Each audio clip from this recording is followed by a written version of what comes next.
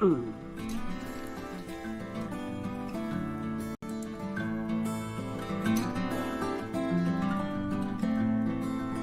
are listening to the Malliard Report, a live radio show that ventures into the mysteries of life, as well as the hot topics of the day, either political or business.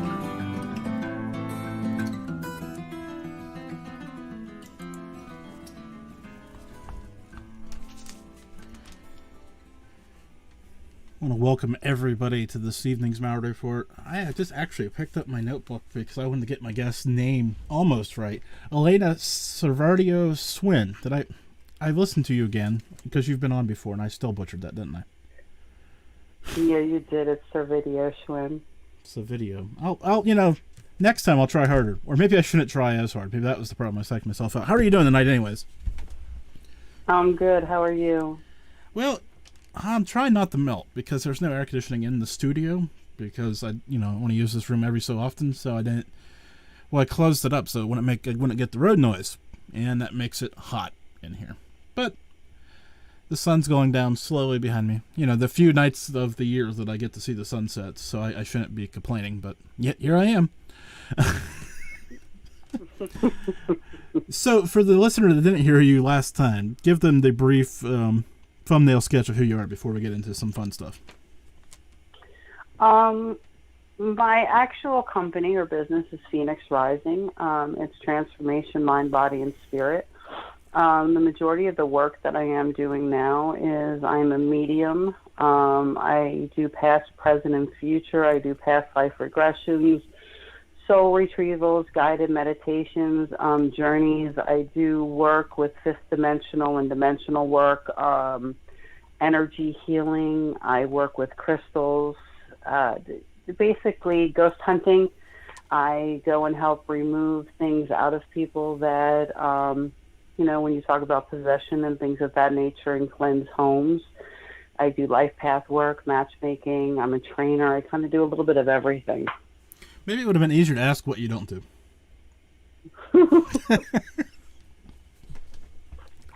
That might have been easier. No, there's all a connection between all that stuff, because if the mind isn't right, the body isn't right, and Well, to live a happy, healthy, abundant life, which is really my purpose, I help people heal. I've taken people out of, drugged them out of dark alleys. It's to help people heal and be happy and abundant and live a passionate life while, standing in their truth while doing no harm to others. So everything is connected to that. So I wanted to start with, this is kind of a random question to start with, but I feel, this is probably how this whole show is going to be. It's kind of random, so we're just going to have to jump off somewhere. I've been, on the back of my laptop computer for the last year or so, I've had the phrase, set the intention, on the back of there, just as a reminder that I need to be more intentional. Of course, I guess we've got to back up.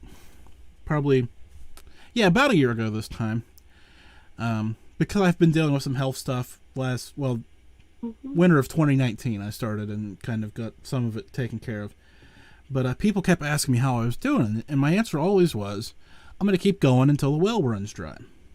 Simple enough, because, some days I was feeling it and some days I wasn't, but that was kind of just my token answer because I always got tired of answering it. And then about a year ago, my well at the house here went dry.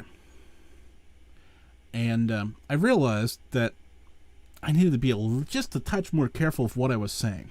So that's why I put that in the back of my computer, because I was literally saying that day after day, and then I, cost myself $400 because the well went dry.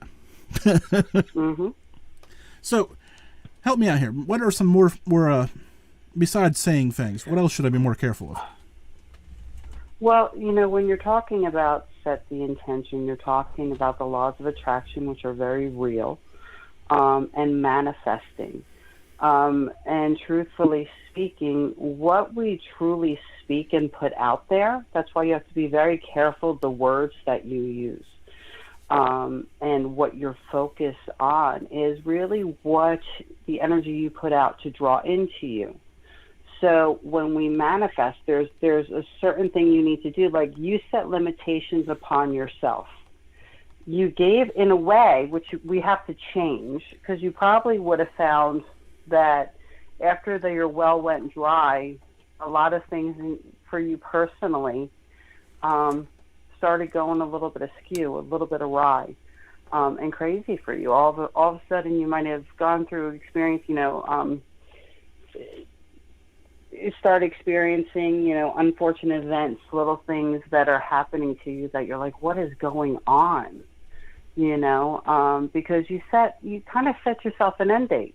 Because when the well goes dry, then I'm done. And in truth, as human beings, we're all energy, and we all are connected, and energy is contagious. You know that if you smile at somebody, whether they want to or not, whether it's an obnoxious smile or not, like, who are they smiling at me kind of thing, or, wow, that was really nice, or, wow, that guy's hot, he's got a great smile kind of thing, they're going to respond back in kind. So the thing is as human beings and energetic beings, our opportunities never run out. Our wells never go dry, but we may have to do lime to create more water flow to fill our wells up a little bit higher. So setting the intention is so very important, because you're not only making a plan with the intention, but then at that point, you have to start creating your blueprint and start doing the things you need to do to manifest and have the things like your health and your prosperity, your abundance, your career, your love life, all of those things to start manifesting in the way you want it to. So that's all the laws of attraction. What you put out, you legitimately get back. So let's use this show as an example, because that's a fair example, and then anybody can apply it to their business or anything else. So let's say I want to exponentially grow the show. What type of mindset should I be looking at? You would have to first really take a look at your show, your demographics, the history of your show, what you've done in the past. And you'd have to look at it judgment-free and kind of say, this definitely worked, this didn't work. So you kind of rectify any kinks or bumps you might have hit in the past, and it gives you a better idea of what to let go of so that you could bring in new energy. And then you legitimately have to set down in writing, and no kidding, turn around and say, okay, this is what I want my show to be. This is the audience I want to reach. This is what I want to cover. This is where I want to go with it. So then you set that down, and then from there you turn around and say, okay, now these are the things I need to do to have each thing I want achieved. And then legitimately get up every morning and say, I'm awesome at what I do. My show's kick-ass. Nothing's going to stop me, because you have to have that drive and that belief and faith within yourself so that you're willing to take the risks you need. Because if you doubt yourself, you're not going to get anywhere. So you have to be able to push, especially at the times it doesn't go the way you want it to. And then growth happens from there, because you may not have hit exactly what you wanted, but normally once you're on that path, then something else will open up to you as well. So it actually ends up being something bigger or completely different, but exactly what was meant to. But you have to start with that whole process of manifesting it and then doing the work to draw it in. Okay, so this is going to be a very nerdy question based off all that, but follow me for a second. Mm-hmm. Because I hate to put numbers on things because of the will problem, right? Because if I say I want, we'll just say 10,000 listeners, and then I get 10,000 listeners, and then bang, there we are, right? And then, or should I do that and then realize to come back and reassess it at some point? Do you follow what I'm asking you here?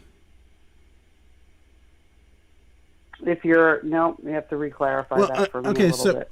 Should I have those hard and fast goals of like I said, 10,000 listeners like per month? Should I have that hard and fast number, and then when I get there, then take the next step, or should I say some stupid thing like 10 million listeners a month? Well, you have to remember, you have to set that initial goal, okay, and then you have to, in the process of how am I going to hit those 10,000 listeners, break it down into smaller numbers, because you have to do it in phases, because you're not going to go from 1 to 10,000 overnight. It takes time to build a following. And that's all also with your content and your charisma and everything. You know how the whole thing works. Yeah. So, every time you hit a goal, that's like a celebration for you because, okay, I'm looking for 10,000, but I just divided to where I hit my first 2,000, and then you reassess, okay, I hit it here. Now what do I need to do to keep the flow going? What do I need to attract more followers and get them? And then you set the new goal to where you reach your ultimate one.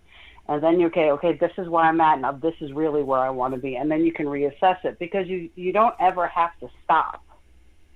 But you have to set it up in a way where you hit these little milestones so that you don't feel like it's going to take you forever to go from 1 to 10,000 because you just went from 1 to 2,000. And then you went to 3,000. And then you hit 5,000. So you have to have your little milestones and reassess every time you hit because you want more growth. So, and then new things come up. So let's back the boat up again. Boy, it feels like I told you we're going to be wobbling back and forth here, but there's somebody out there who's just like me because I know I can't be alone in this fight.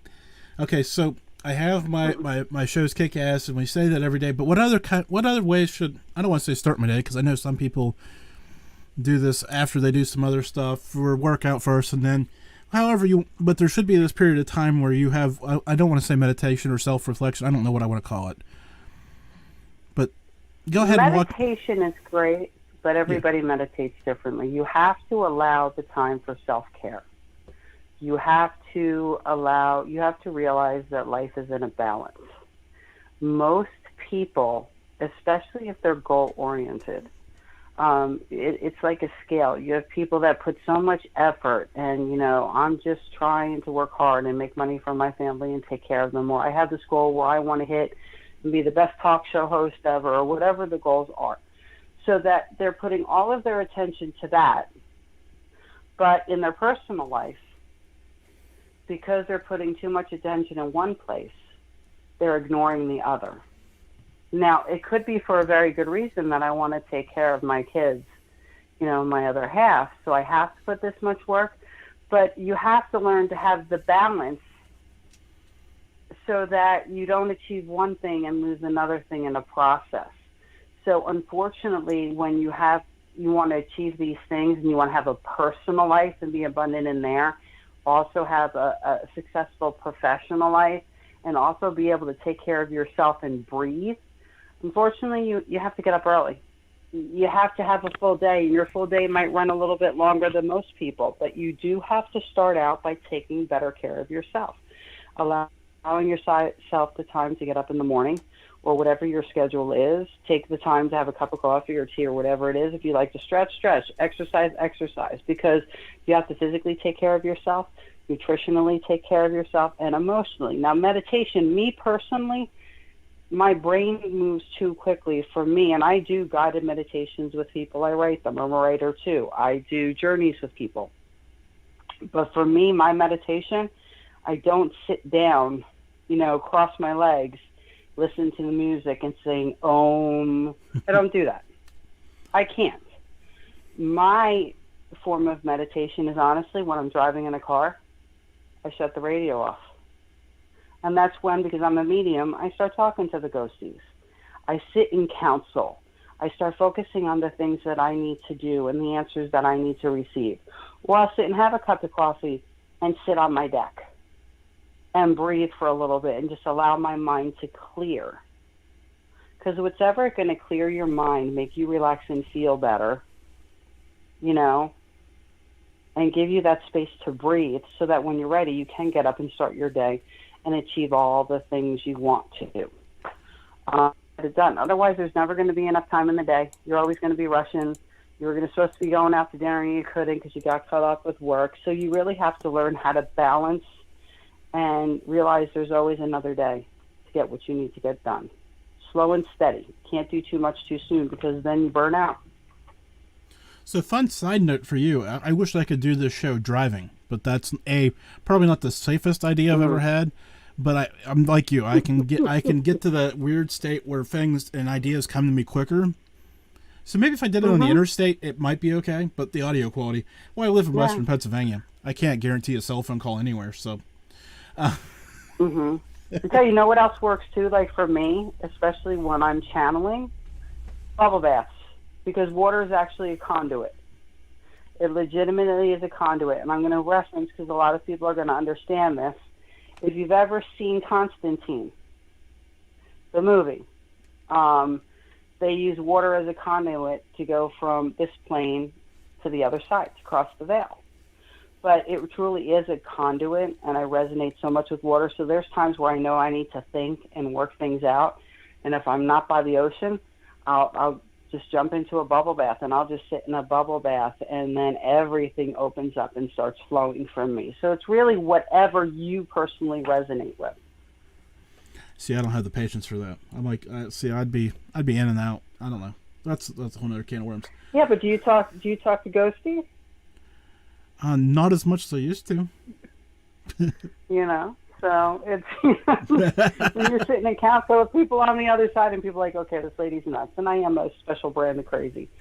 But when and then you start getting the messages, because usually what I get when I'm doing these, when I go through these processes, is that's when I'll come on and do a live, or I'll work with somebody, or before a retreat or a session that I'm doing with somebody, that I get all the information that I need, or the subject matter that needs to be universally touched upon for what our society might be going through. So we've kind of danced around this, so let's get this all clean promoted here. Chris Olson, the guy who does my show notes, often watches your lives, and they are when? I do a live on Monday night called Mystic Mondays. And I actually started bringing people on live because it's easier. When we were saving onto IGTV, you don't see people's comments. So people are like, okay, who's she talking to? So I will do rapid fire readings. I do like how many lifetimes somebody's been on. We address a lot of different things, which Spirit basically says, okay, this person needs you to help them. So I'll pull them online and I'll read them. Or we'll discuss something that I see that's going on with their life and the changes that they need to make. I also, like weeks later, will pull people back on and go, so did you do what I told you to do? Kind of thing. Because it's one thing for somebody to tell you what they see for you, and then people go about their way. Now, I'm serious about what I do for a living. On my website, it does not say for entertainment purposes only, I take seriously what I do, and I care about people achieving what they're meant to. So I'll call people on and so did you do this yet? Did you do that yet? So they all know, okay, now we made a plan. Now I have to follow through. That's on Monday night. So that's Monday night at 6 o'clock Pacific, 9 o'clock Eastern Standard Time. On Sunday nights, I do something called Sensual Sunday, which is Nothing is Taboo.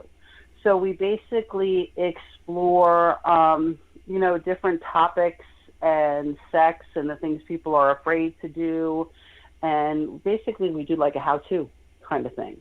And I'll bring 4 people on at a time. And people will talk about their experiences, what they've tried, whether it's been role-playing or, right now we're doing a series where each week we discuss there's 12 different ways you can orgasm. Most people don't even realize that.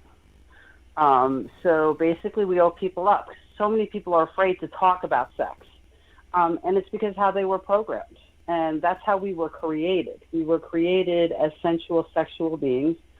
And it's also about tapping into your sensuality, which is different than the mechanical, because sex can be very mechanical. And if you're going to have that mind-blowing sex, that transcendental, it has to be attached to your sensuality. So we do that on Sunday nights, 6:30 Pacific and 9:30 Eastern. And then I'll do once a month, I'll come on and I'll do a full moon live and give people the astrological forecast for the month, why things are happening right now and how to work through them. So, I kind of jump on. If you follow on my IG, I basically advertise what I'm doing on what day. And you can just jump on live and you can participate or just listen and ask questions and leave comments. That was, yeah, so, I've popped on the Monday lives. It's good. I enjoy just watching because I don't know. You probably know this. What I'm going to say.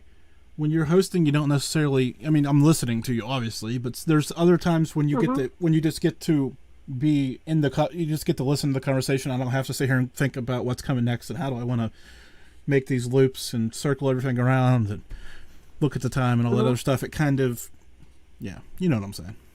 So I'm glad I didn't offend you when I started to say that.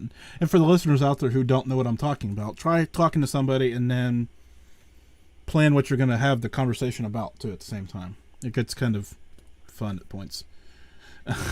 Yeah, and it has to be. The greatest thing about what I do is everything is flow, and where the energy, because you could have planned on talking about one subject and then all of a sudden something happens, and I'm going to call it spirit because that's what, my inner dialogue, spirit, all of those things is what kind of guides me, where I may have had an idea of talking about one thing when I'm like interviewing people and things like that, but then all of a sudden a totally different subject comes up, but it's relevant and it needed to be done. So it's not being like a stick in the mud where you have to do something and then it stops your flow of conversation.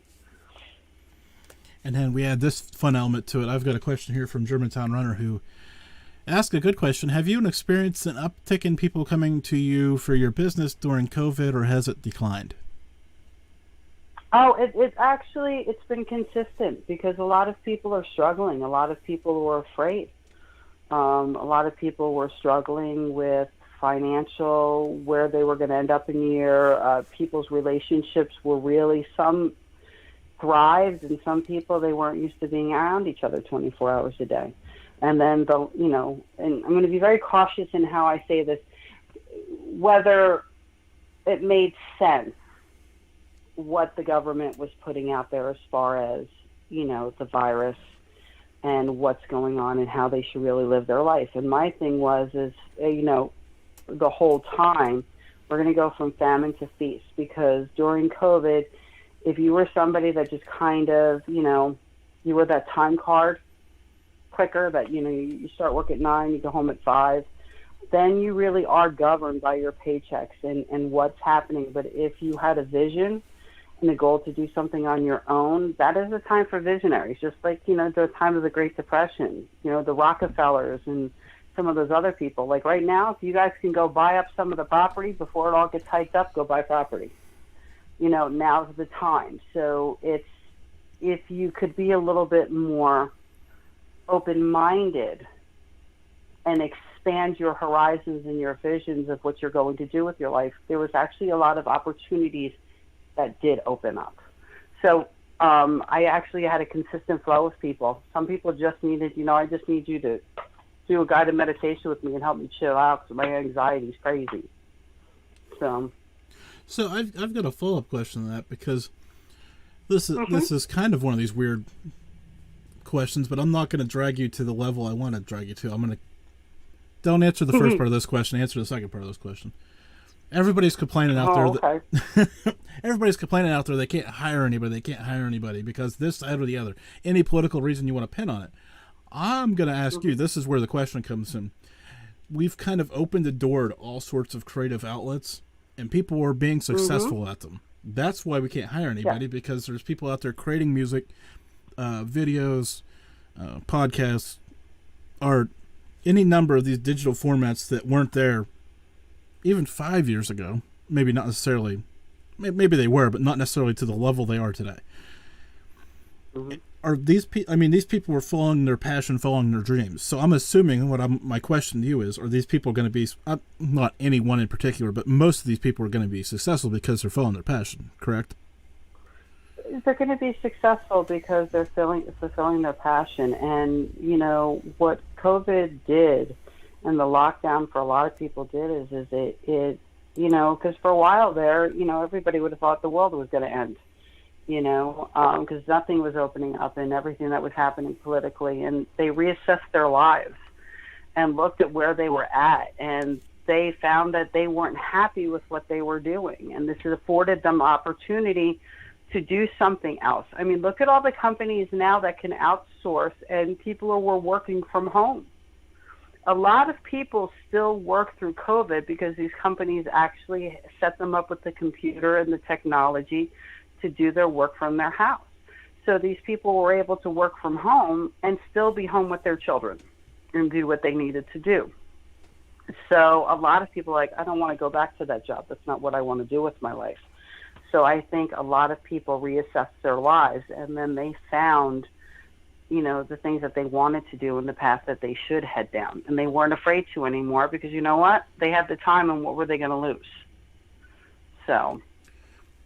yeah, I mean, that's a remarkable thing for me to watch, is people going out there and saying, you know, I've always thought about doing X, Y, and Z. Never had the time, and then, you know, they had all the time to do it, and they did it. Mad props to them for actually, you know, knowing what they wanted to do. And I mean, I had people that, you know, art teachers, perfect example, you know, that loved art and painting and drawing. I'm like, so what are you doing? I said, do an online class. You don't have to charge a ton of money. That's what Zoom's for. Formulate a course or a class. Advertise it through social media. It's not expensive to advertise through which your biggest, you know, platforms are, which is like Facebook, which is connected to Instagram. You promote it and it hits a certain, you know, you hit your demographic that you want in your area. I said, and start doing that. I said, you know, there's ways for you to do what you love in a time where you're not able to go into a school to do it. Or you have been laid off. So people have actually utilized that more because, you know, even singing lessons, you can get somebody a guitar lesson through Zoom. You know, if you're creative enough and you can think outside the box, you know, you have the ability to do these things. yeah, so one more kind of, I'm not going to lie to you, this is a question for me. Normally I try to fancy these up as listener questions and all this other crap, but I'm just going to cut it for you. I have felt I don't want to say out of balance, out of center, whichever words you want to put on that, go ahead, you know what I'm saying, for a while now. And of course I've realized that everything has changed, you know, like everything has changed, right? So what was center is not center anymore, but I know there's still a center between the lines, right? Even though everything's changed, there's still somewhere in the middle or somewhere that feels better than it is now. So go ahead. Tell me how do I need to reapproach refinding what I lost? I guess is the easiest way to ask that question now that I've kind of spun it out of control. You want an honest answer to that? Well, I kind of gave you the honest question to that, so yeah. Well, there's a difference when, you know, and you have to understand when you start speaking and I tapping into your energy, I do get help from the other side. Okay, and that's not a joke. So yes, you know, there's different people that come through and they kind of talk a little bit about you and where you're at. And you were at last year when you went through those health issues. That was terrifying for you. It was scary, some things that were going on, and not necessarily the situations that you were going to have to deal with and address and surgeries and all that other fun stuff and the lifestyle change that was going to happen. But if I don't get this under control, then this is what's going to happen. So you were in a position where you were really facing ultimately your mortality, and that's the truth of it, and where my life is now. And, you know, you really fought through a lot, because I know there was a couple times that I just tapped in and just said, how you doing? What's going on kind of thing. And those are usually the times that I knew I had to reach out to you. But when you're dealing with your show, you're so used to, you're good in the unair-conditioned studio in Pennsylvania. You're safe there. You control everything about what's going on. And if you would just open up yourself a little bit more, and this is just the age-old tale, don't worry about anything. You have to get over your fear of failure and branch out more. You have to expand because you do have good content. You have to be a little bit braver in what you're talking about because what your thoughts, you're extremely intelligent, are relevant. And you get other people talking and thinking. And the biggest thing is I'm comfortable where I am right now. I'm comfortable right where I'm at. I'm doing good. I don't need to shake the boat. Why why fix what's not broke? But there's so much more for you, but it's you getting over the fact of, okay, get out of your comfort zone, get over that fear of failure because you have always fought that from honestly, when I sit there and I talk, they kind of show me like right around when you were 14 years old, when you started battling some things, and then how you overcome. But you always overcome it and do what you need to do, but you always govern yourself. So you have to remove your governor, have a little bit more faith in yourself to move forward in what you want to do as far as your career. And it's not just doing a podcast. There's so much more. It's a brighter scope for you. And then taking those chances, but also doing better about really staying on point about your health. Yeah. So you have to balance two things. Yeah, because it's not resolved yet. Back, so no, it's not. And the whole thing for you, and then that's so everything's. But the whole thing is the fear of failure, and I can't leave where I'm at right now because your excuse is this what's going on with my health. This is what's happening. So you don't feel even the freedom to be able to go do what you need to do. So that's your whole thing. Yeah, I'll word it different. I'll word it a different way out there for people so they can understand what you're saying, so they can hear it from you. Understand what I'm saying? I do, but I'm just going to say what I'm saying. I'm going to put it in Jimmy's so everybody understands kind of what understands and confirms what you're saying. Yeah, I am definitely limiting myself to what I'm doing right now because I don't want to overextend myself because I just don't feel it right now. And that's all the health stuff. It's not, like I said, it's not done and it's not over. It's just, I'm pushing through and doing it. So. But then it gets to the point where you have to, and everybody has to understand, there's sometimes when I say certain things, I will say it in a very specific way where he will understand what I'm referencing, but other people may not understand because it's not necessarily their business. You understand what I'm saying? So when you're talking, especially about your personal life, that's why they're going to hear, okay, but you know exactly what I'm talking about. And it comes to the point where you have to, with everything that you are dealing with, you have to push past it and just say, F it, I have one life to live, and I'm gonna get this done because this is what I've always wanted to do, and I have a right to do it. And I'm not going to allow the physical limitations or issues to hold me back. I'm going to address what I need to, but I'm going to press forward to do the things that I've really wanted to do. And then once you start moving forward, you become more successful. Everything balances out. The things you have to do with your health, you can handle them. But they're saying you really have to be a little bit more on point with what you're doing there as well. And pull that together a little bit more. So I guess you just got to get a little bit more focused. It's fine, but you'll be fine. If you choose to do this, you'll be fine. It's a choice, though. That's the fun part of it all, right? Trying to figure it all, put it all together. So okay. You actually know what you want to do, though, so you just have to put it in order and tick those things off and do it. I know what I want to do. Are you sure? I am. I'm sure. I'm positive. So I'm glad you're positive because sometimes I start to wonder. So. Because it's a lot of work. What you want to do is a lot of work. There's a lot of work involved. It's exhausting. Because what people don't realize, it's just not, you don't just get on and you do a podcast and you talk to people, and it's about a whole bunch of different subjects that are happening, but there's so much else that goes into it before you even get on to do a show. So there's so much work that's involved, and you really do a lot of it yourself. It's not like you have a ton of help. So it's a lot. It is a ton of work.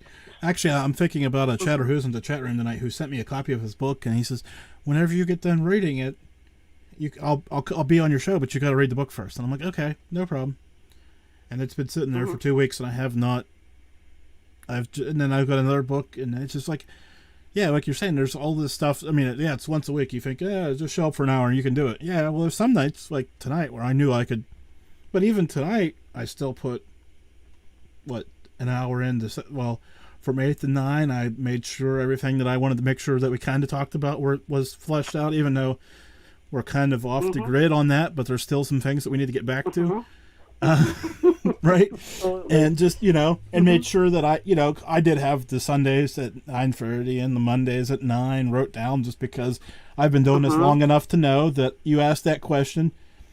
I don't want to say 9 times out of 10, but there's been enough times that the person goes, I do it, when is it? Or what? I've even had some people go, I can't remember my website, and it's just like, oh no, I can't ask you about your website and sit here and not know the answer to that. Of course, I've had a number of lawyers tell me don't ask questions you don't know the answer to. So, of course, I ask a lot of those questions, but when it comes to questions that have a definitive answer, I try to know the answer so the person isn't sold out down the creek. So yeah, it's a lot of stuff. So I feel like there's something else that you're going to tell me, so I'm going to let you say it before I ask the next question. You know, I am going to, it's because this has really been relevant this week. And on my live yesterday, I basically, people that were on there had I call it a universal bitch slap. Where people right now, there's so many people out there, and I love you all fiercely. We're all connected, so even if I don't know you, I love you if you mean, if you're trying. But so many people are bitching and moaning and complaining and boo-hooing about their life. And it doesn't matter about what situation you're in. You're only a victim once. Once you're a victim and something happens to you, at that point, you yourself have a choice to choose what to do. Even people, and I'm going to go with the severity of it, even people who are abused. And I can be honest about that because guess what? I suffered at the hand of abuse for years because of my husband who had passed away.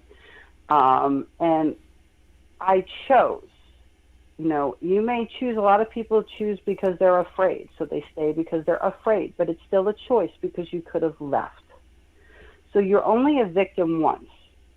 So if you're not happy with your life, look at your life, face your past, face what happened to you, and deal with it. Let it go. You cannot dwell in your past. You can only learn from it. Then sit there and look at your life and say, this is what I want, and this is what I'm worth. So if you don't like your job while you're still working at the job you're at, start applying for other jobs.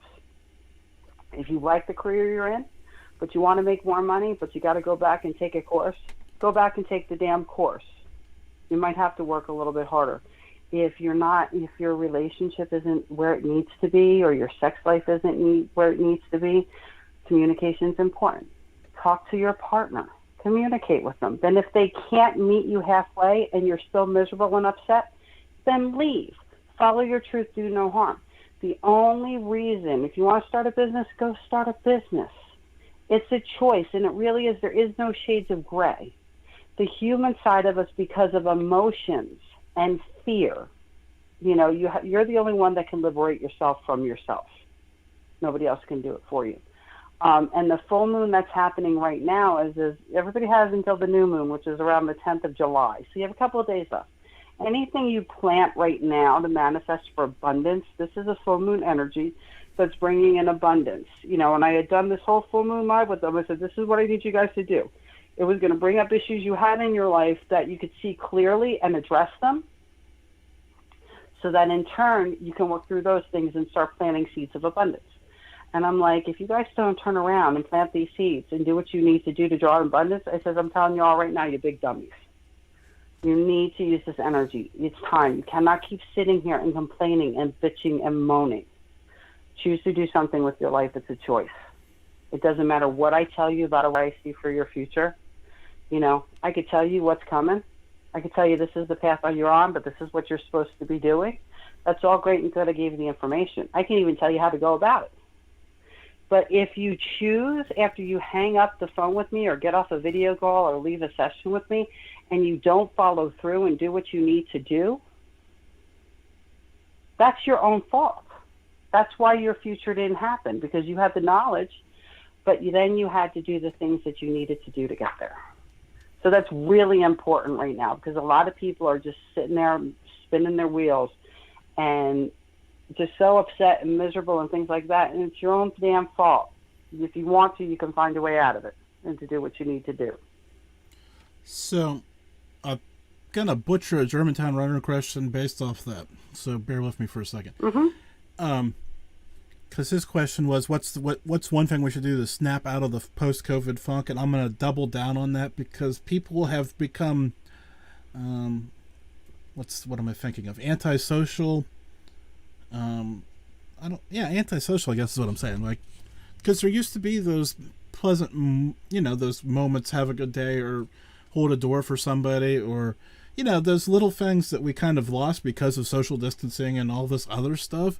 And as we start to get out of that funk, so to speak, are we actually gonna do that or not?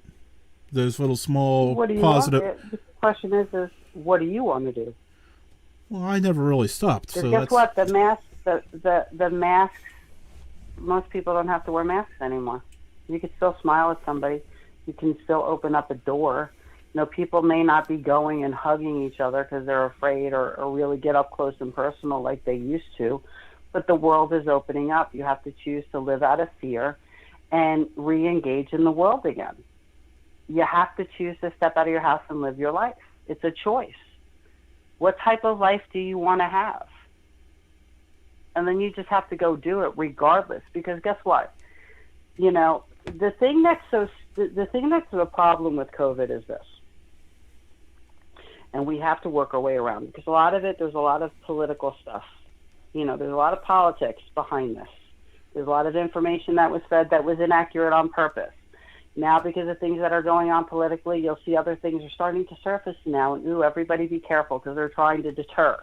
They're trying to draw attention kind of things.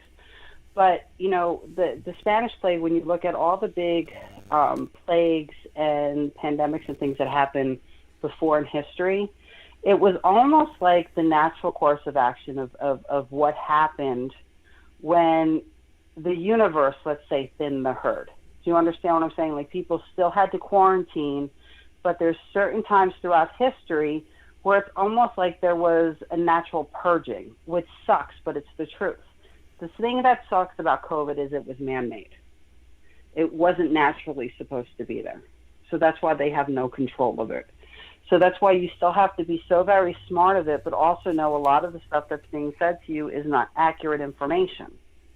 It just depends on what's going on. So you have to really look at things and research something if you question it and not just take, say, the media for exactly what they're saying or what they're being fed. Let's just put it that way.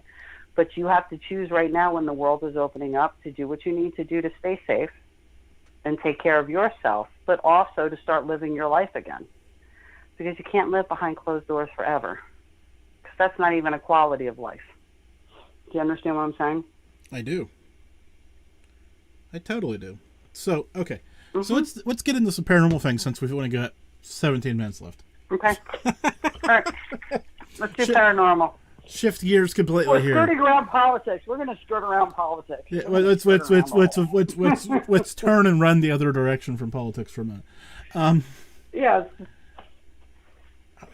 Now, this is just me. Now, maybe you're going to tell me something totally different, and that's probably going to be the case. But I was disappointed by the level of paranormal activity while people were home. Because traditionally, Western Pennsylvania, obviously, when we were investigating more often than we were last 5 or 6 years, winter was the time because people were home and they'd always hear all these noises, and right? Of course, obviously, 90% of the time it was their furnace or the house settling, freezing. But I didn't get that. Now, maybe I'm wrong, that people weren't having these great experiences because, like I said, they were home more. I figured, my email box would blow up because people were having all these experiences because of all this stuff, and I didn't experience that. Is that just me, or were you disappointed by the paranormal in 2020? But you have to understand, for me, there's always paranormal. I mean, I go walk. I'm a block and a half from the beach, and the Southern California, their railways that runs along the coast. I can walk outside and walk in a place, and I can see the people that may have died there or things that have happened. So for me, I'm never at a loss of paranormal events or situations, or I could just cross somebody in a store, like going to the food store, and I could see what's going on with them. You understand what I'm saying? Like, I've gone into restaurants, like even with my publicist, where we sit down and she'd laugh, and I would read the whole room. Now, they're not going anywhere. So if your house, like where I live, it's haunted. Normally everywhere I end up living. there's something going on. So if your general home is not haunted or you stage it on a regular basis, there isn't going to be that much activity because you're not going out and exploring. Now that things are opening up, people are actually going places. And they're going ghost hunting again. They're going to the haunted places. So it's because they were home. No, I'm talking about they weren't doing anything. The people, the other people, the normal people, not us. The already people that have stuff and know stuff. The novelists, the people that aren't necessarily living their best paranormal life. They're not going anywhere. They weren't going anywhere that was haunted. If you're staying home and your house isn't haunted or you're not tapped in, it's not going to happen. The world stopped legitimately for a year. Now everything's opening up. Now you can go to the different haunted hotels and restaurants, and you can go on the ghost hunt through the battlefield. Like I had a client that just went to Gettysburg, and they came on live and they talked about their experience in Gettysburg. Have you ever been? And think, oh yes, oh my God, Gettysburg is fantastic. It is extremely haunted, but the whole area is haunted, and legitimately, it's a place for reverence. It really is. And even the old hotels and restaurants and stuff inside, they're all over the place. So if you're even a sensitive or feel something, even if you're somebody who is a skeptic, something's going to happen when you're in Gettysburg, and you're going to be like, maybe I should rethink this thing a little bit. So listen to this. We wouldn't be talking if it wasn't for Gettysburg. How do you like that? Let's see. 2007. Yeah. Mm-hmm. Wow. Makes me feel old. Anyways, we took a family trip to Gettysburg, and I was not into the paranormal whatsoever. Barely even knew what it was. And went to Gettysburg and had myself a handful of experiences, and then started asking questions and asked some more questions and then asked some more questions, and then I started the show. Yeah, and do you go to the place that has the haunted mirror? The Jenny Wade house, I think. Is that it? I think that's what it is. I don't know the exact name. We were talking about it this weekend, and the people who actually, are the Conjuring series is based around, actually went and investigated that place. And they said, you need to remove the mirror. And the owner wouldn't remove it because it was an attraction. And they said, well, if you don't remove it, you need to cover it. So that mirror is still there. And my one client went there, and we actually have video. I have video. I should send you the video or tag you in it. We did the live a couple of weeks ago. And we saw the orbs and everything and discussed, like, what he felt on the field, what he experienced in that building. And everything else. Gettysburg is just it's real, but you have to experience it. You have to, if anybody hasn't been, you got to go. In fact, if I come back up I'm supposed to be making a trip, hopefully up to the East Coast in September. And if I do, because it's Jersey and Pennsylvania right there, we really should plan like a ghost hunting excursion and go and video it. We really should. Because there's so much fun, but it's the stuff that happens is crazy, and it's real. This is not stuff that people are staging. So if you haven't gone, go to Gettysburg. Next time I've wanted to go, or I want to go at some point, if it's not the next time, but I want to go on Gettysburg Address Day. Because Gettysburg Address Day in November. Because I've been there in July, like battle time, but I know that the address day is a totally different day, and it's kind of more morning and all that other stuff, and I don't know. I'm just weird like that. The haunted mirrors at the Farnsworth house. Okay, so that is actually where the whole thing started, and I wasn't in the room with the mirror, so that's pretty cool. Anyways. It's actually downstairs now. It's downstairs now. It's downstairs now? That's creepy. Yeah, it's down. So when you go, when they were down there and the mirror was there, but upstairs a huge bang, and there was nobody in the upstairs, and the doors had been closed off. So a lot of stuff happened. I have to send you the video that he actually shared and I had posted. I have to send that to you to see that, but it's just amazing. Gettysburg is a phenomenal place. Another place to go is legitimately the Golden Gate Bridge. There's people in Alcatraz, yes, but the Golden Gate Bridge and the area around it in San Francisco is so haunted. And it's period haunted, which means if you're there and you actually are sensitive or can see, like, say, like I can, or you're sensitive like you, or you have your cameras and things like that, you can actually see people at different periods, in different periods, walking across the bridge. It's not just the people who jumped off and tried to kill themselves at all. But to the right, there's something very sinister there. Very sinister. The bridge itself is not evil, but to where those buildings are to the right on the cliffs, there's a very sinister presence there that people should veer away from. Is that the most surprising place? Because I'm trying to think of a more surprising place to be haunted than a bridge. No, because back in the day when you have to look at the time periods that the bridges were built.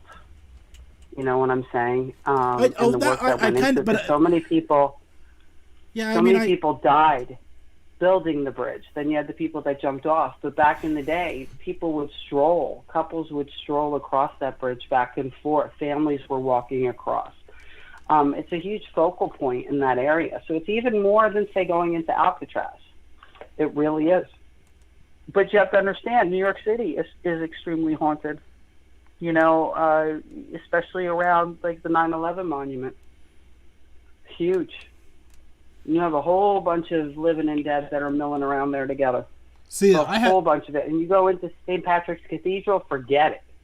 St. Patrick's Cathedral, because of the catacombs underneath, let me tell you, the chitter-chattering that goes on in there. See, I've got a story about this was pre-paranormal for me, when I was in New York City, but I had a moment at the 9/11. Well, it was still the bathtub or whatever, because they were still building. I mean, they were still building, or just starting to build at that point. When I was there in, like, 2005, I think it was, and I got a block-ish away from that site, and literally wanted to lose my lunch, and I didn't understand why at that point, right? Because I wasn't a paranormal person, but it definitely was like. And then I, proceeded to obviously continue through because, well, stupid being me, right? Because I didn't know what was going on. I just thought I had a bad hot dog for lunch. And then, so we, did the walk around a little bit. And then I said, I don't know. I just got to go find a bathroom or something because this isn't working. And the people were like, yeah, sure, whatever. So we got probably, well, I said I was a block away. So probably 2 blocks away the other direction and felt better. And I'm like, that was weird. You'll notice what happens, a lot of people going to the 9/11. I remember I did the show Morano in the morning in New York City on a Sunday, and you can park anywhere in New York City on Sundays. And I didn't realize where it was, and then I had to meet a friend of mine who was a New York City detective,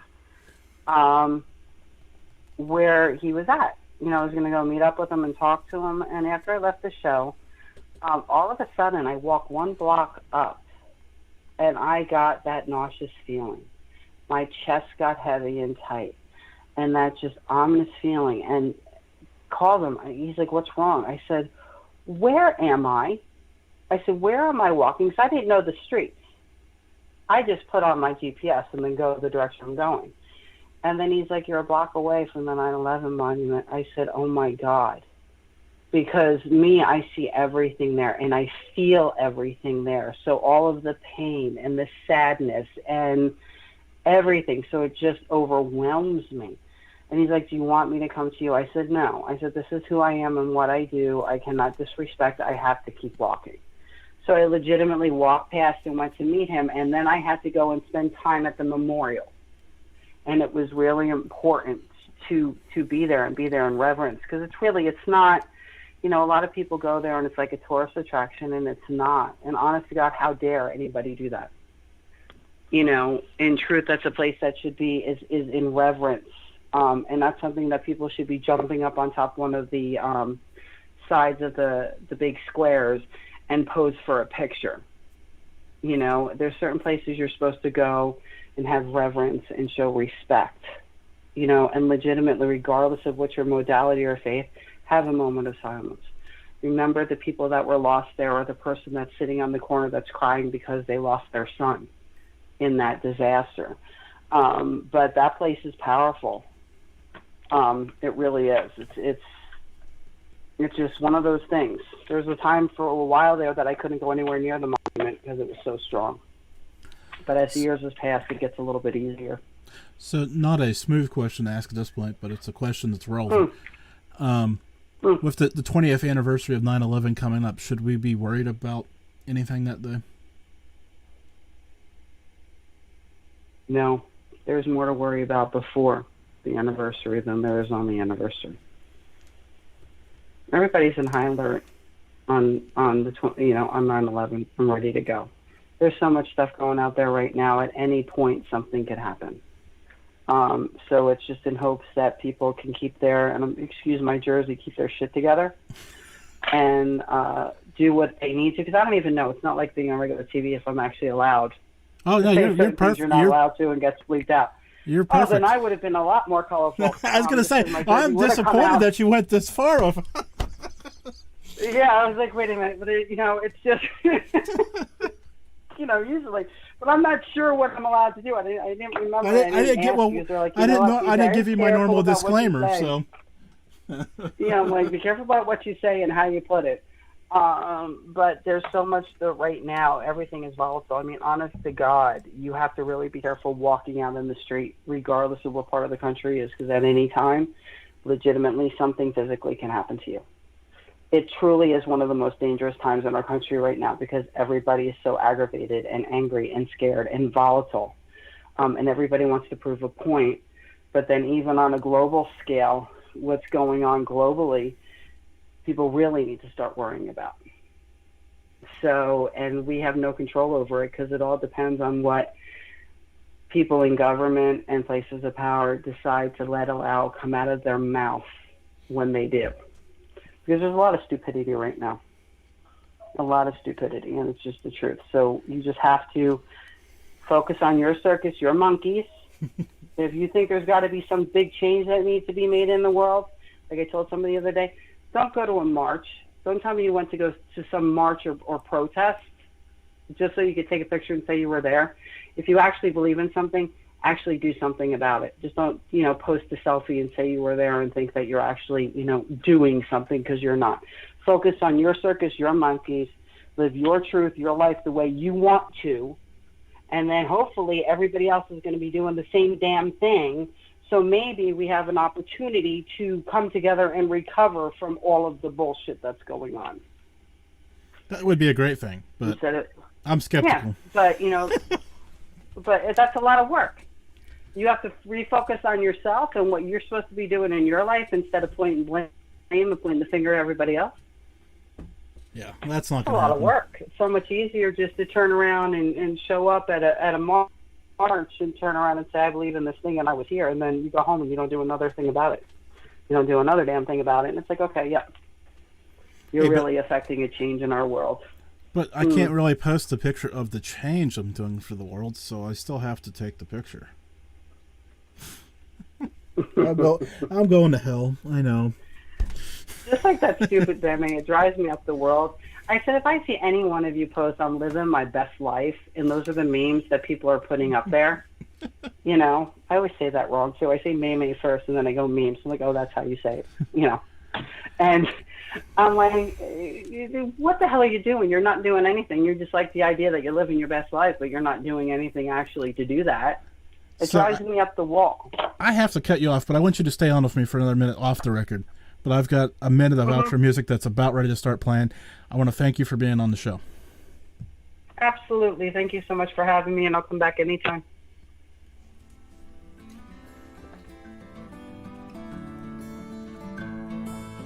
Thank you for listening to this episode of the Malliard Report. Stay tuned for details on saving money at the Duck Pond Shop. I hope you enjoyed this report. Please subscribe so that you can join us again. And if you appreciate the show, leave us some stars or a review. For more notes from this show or other great shows, check out Malliard.com. A reminder, the views and opinions of this show are those of the host and guest and do not represent any sponsors, affiliates, or any other partners of the Malliard Report. Now for your money-saving tip. Promo code Malliard at checkout of duckpondshop.com. where you can get your t-shirt, coffee mug, and other great products. That's promo code Mallard at checkout, duckpondshop.com. Until next week, stay safe and keep quacking.